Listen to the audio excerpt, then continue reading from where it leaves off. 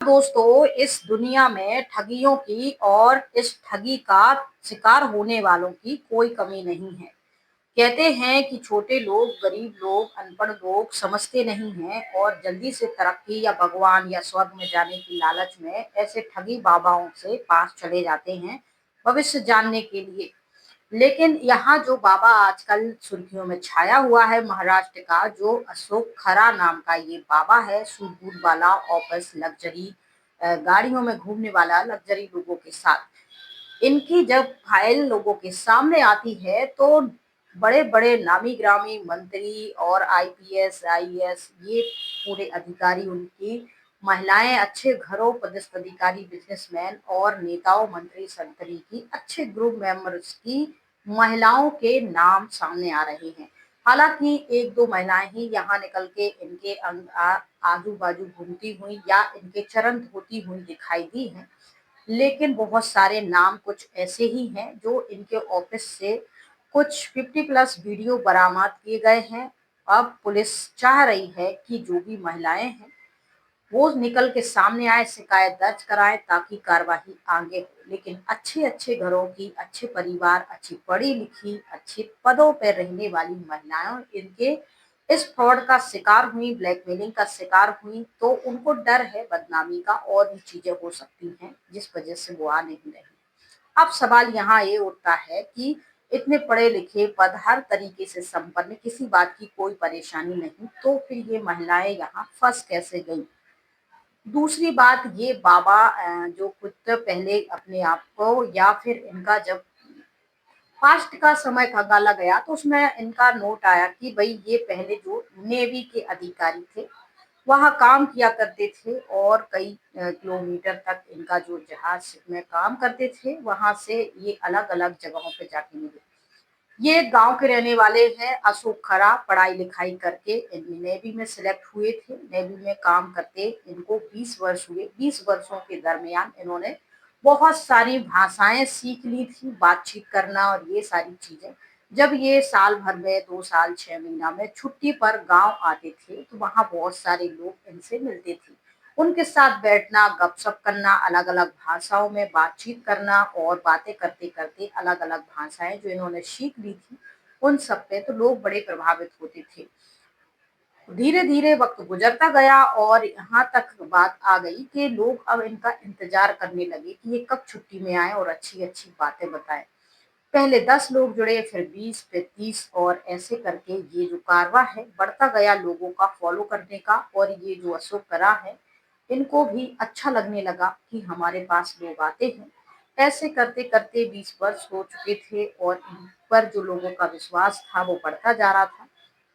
100-200 लोग आके बैठे रहते थे, इंतजार करते थे। जैसे ही ये छुट्टी पर आते थे बताते थे किसी का मेरा यहाँ बच्चा नहीं हो रहा है, मेरी नौकरी नहीं लग रही है, हमारा बिजनेस में ये नहीं हो रहा है, हमारा इतने दिन का काम रुका है।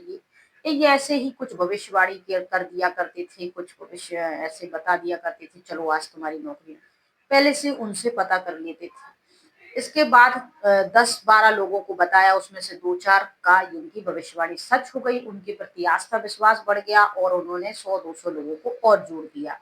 ऐसे ही इनको लगा कि अब तो हमारे फॉलोअर्स की संख्या बढ़ गई है, हम भविष्यवाणी भी करने लगे हैं, लोगों के मन में हमारे प्रति सम्मान भी बढ़ चुका है, हम एक बाबा की कैटेगरी में आ गए हैं, तो क्यों ना ये नौकरी वोकरी का काम छोड़कर यही धंधा शुरू कर देते हैं। और फिर इनके मन में यहाँ से ही ये खुरापात शुरू हो जाता है और गांव में ही ये अपना एक आलीशान सा ऑफिस, घर, दुकान खोल लेते हैं फ्रॉड की। अब यहाँ लोग जिनके काम हो जाते हैं वो 100-200 को और ले आते हैं, उनमें से 10-12 के काम फिर हो जाते हैं, फिर ले आते हैं। अब ये काम क्या उनकी भविष्यवाणी से हुए हैं या फिर हो जाते हैं, इसका लॉजिक आप थोड़ा सा समझ लीजिए। क्या होता है, 100 लोग मिलके किसी चीज के लिए प्रयास कर रहे हैं, कोई बच्चे के लिए, कोई नौकरी के लिए, कोई एजुकेशन के लिए, कोई किसी चीज में सिलेक्शन के लिए, कोई बिजनेस के लिए, कोई अपना कोई कैरियर बनाना चाहता है, कहीं किसी की प्रॉपर्टी फंसी हुई है, कहीं कुछ है। 100-200 लोगों की अपनी अलग समस्याएं होती हैं। वो निरंतर उसके लिए पहले भी कई दिनों से प्रयास कर रहे थे सफल होने के लिए। अब वो थोड़े से निराश होते हैं, उनको किसी तरीके से पता चलता है कि गांव में एक बाबा है जो हाथ देखकर भविष्यवाणी बताता है, डेट ऑफ बर्थ पे भविष्यवाणी बताता है, तो क्यों ना एक बार उनसे मिलने में, तुम प्रयास तो कर ही रहे हो, मिलने में क्या जाता है। अब इन 100-200 लोग उससे मिल जाते हैं और 10-12 लोग जो कि पहले से ही प्रयास कर रहे थे, वो अपनी मेहनत का फल उन्हें मिल जाता है, कुछ रह जाते हैं। अब इनको क्या लगता है कि इनकी भविष्यवाणी से ऐसा हुआ है या इन ने ऐसा कह दिया, इनके आशीर्वाद से ऐसा हुआ, इनके अंदर साक्षात भगवान आ गए हैं, इन्हें कई भाषाओं का ज्ञान है, ये डेट ऑफ बर्थ देखकर भविष्यवाणी कर देते हैं। तो उसमें से 2-4 का हो जाता है, तुक्का लग जाता है, या उनका समय आ जाता है, या उनकी मेहनत काम करती है, ऐसा कुछ हो जाता है। तो ये 2-4 लोग बन जाते हैं 2-400 लोगों को और जोड़ने के निमित्त, और ऐसे ही इनकी चेन बढ़ती जाती है। बाकी जो 80-90 लोग थे उनका काम नहीं बना है तो वो टूट जाती है, लेकिन इन 10 लोगों की वजह से 1000 लोग और जुड़ जाते हैं। तो ऐसे ही होता है। फिर गांव में का ठीक ठाक चल रहा था, फिर बाबा को लगा अशोक खराब को कि चलो यहाँ क्या रहना है, तो ये महाराष्ट्र की नासिक पहुंच जाते हैं और वहां अपना एक आलीशान सा ऑफिस खोलते हैं, छोटा सा। वहां 1-2 एम्प्लॉय रखते हैं और ये सब सिलसिला शुरू हो जाता है। शुरू में कुछ यहाँ पुलिस वाले वगैरह जुड़े रहते हैं, वो अपने पूछने ट्रांसफर मेरा कब होगा, प्रमोशन कब होगा, मेरे केस ये सॉल्व कब होंगी, क्या ये ऐसा कुछ हो जाता, बाबू बता देते हो जाएगा इतने दिन में, इस साल तुम्हारा ऐसा हो जाएगा, वैसा 2-4 का हो जाता। उनका विश्वास बढ़ जाता। अच्छे एमएलए वगैरह के होते हैं, यहाँ के मंत्री जब जुड़ जाते हैं तो बात फैल जाती है कि देखिए राज्य के मंत्री ही जुड़े हैं, तो फिर ये बाबा जरूर पहुंचा हुआ होगा, इनकी भविष्यवाणी सही होती है। और धीरे धीरे करके उनसे अब जो जिस लेवल का व्यक्ति होता है, उनके दोस्त भी वैसे ही होते हैं और उनकी बातचीत भी वैसी होती है कि हम यहाँ गए थे, ये बाबा थे, ऐसा बताया था। बात पिछली लॉजिक की वही है जो मैंने बताया कि काफी दिनों से आप किसी चीज के लिए प्रयास तो कर ही रहे थे, मेहनत तो कर ही रहे थे, अपना हार्ड वर्क तो कर ही रहे थे, वो को आपको 6 महीने के अंदर वो सफलता मिलने वाली थी, लेकिन बीच में कोई बाबा से आप मिल लेते हो और आप कह देते हो, वो कह देते अब आपका काम हो जाएगा और इत्तेफाक से हो जाता है। उनके आशीर्वाद या उनकी भविष्यवाणी या उनसे हो रहा है नहीं हो रहा है मुझे नहीं पता, लेकिन मुझे इतना पता है कि जो मेहनत करता है उसका फल तो उसे मिलता है। बहुत कम लोग ऐसे होते हैं जो निराश हताश हो जाते हैं, मेहनत करते करते जब फल मिलने वाला होता है पीछे हट जाते हैं, तो वो किसी न किसी दुर्भाग्य से रह जाते हैं। बाकी आप निरंतर किसी चीज के लिए, तो आप 99 बार हार जाएंगे, लेकिन आखिरी बार आप जीत ही जाएंगे। प्रयास करने से, मेहनत करने से, समय लगाने से, निरंतर अपने लक्ष्य पर अड़ित रहने से, आत्मविश्वास से जब आप कोई काम करते हैं। और उसी तरीके से अगर आप कहीं जाके मिल जाते हैं किसी बाबा बाबा से, कोई भविष्यवाणी पे यकीन कर लेते हैं और फिर वो कह देता है अभी 2-4 महीने में, 6 महीने में हो जाएगा, और वो हो जाता है, तो आपका विश्वास बढ़ जाता है और आप अपने ही कैटेगरी मित्र मंडली को भी उनमें जोड़ना शुरू कर देते हो। बहुत से पुलिस वाले आते हैं, अधिकारी, आईपीएस, आईएएस, ये सारी चीजें होती हैं, बहुत से अच्छे घरों के बिजनेसमैन, मंत्री संत्री सब जुड़ जाते हैं।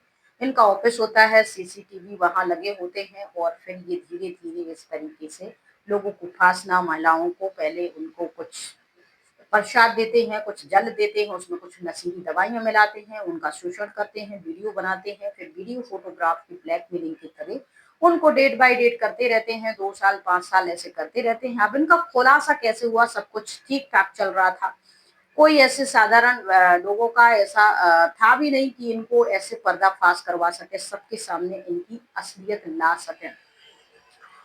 लेकिन इनके ही ऑफिस में एक काम करने वाला एम्प्लॉय था, एक यादव, जो एक महिला को ब्लैकमेल कर रहा था अपनी तरफ से पैसे रखने के लिए।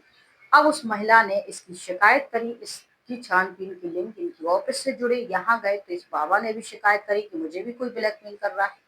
तब किसी के साथ इनका एक वीडियो वायरल हो जाता है, जो नामी ग्रामी चेहरा होता है, पढ़ी लिखी होती है, उनको फिर धीरे धीरे इनके ऑफिस पेन ड्राइव ये सब तलाशी ली जाती, बहुत सारी पेन ड्राइव निकलती, 50+ से वीडियो निकलती है, जिसमें अलग अलग महिलाओं के साथ ये होते हैं, उनके साथ कुछ कुछ गलत कर रहे होते हैं, और ये सारी चीजें होती हैं, पकड़े जाते हैं, उनको पकड़ धर लिया जाता है। अब और भी आएंगे केस सामने, पुलिस भी कहती है कि इस केस को मजबूत बनाने के लिए, इनको सजा दिलाने के लिए, और भी महिलाएं जिनके साथ गलत हुआ है वो आए सामने, आवाज उठाएं, अपना बयान दर्ज करवाएं, एफआईआर दर्ज करवाएं, तो हम और अच्छे से इस पर कार्रवाई कर पाएंगे। खैर ये तो एक बात हुई, इस तरीके से और भी लोग हैं, कई हमारे देश में बीच-बीच में इन बाबाओं पाखंडियों की पोल खुलती रहती है, कोई बहुत बड़ी बात नहीं है। बड़ी बात लोग अक्सर कहते हैं कि देखिए ये लोग चले जाते हैं, पढ़े-लिखे लोग जुड़ गए, ये भी फ्रॉड का शिकार हो गए, महिलाएँ भी इतनी पढ़े-लिखे कर इतनी नौकरी करनी, इतनी जागरूक होने के बाद भी इन जैसे लोगों पे आ जाती हैं, चंगुल में फँस जाती हैं। तो हर कोई चाहता है कि वो वक़्त से पहले भविष्य जान ले, ग्रह दोष जान ले, बच्चों का भविष्य जान ले, कामयाबी जान ले, कितनी तरक्की होगी जो वो कर रहा है, कितनी विपत्ति आएगी जीवन में, ये वो सारी चीज़ें। वो सब कुछ जानने के चक्कर में, जिज्ञासा के चक्कर में ऐसे बाबाओं-वाबाओं में फँस जाते हैं और फिर जाके अपना नुकसान कर लेते हैं।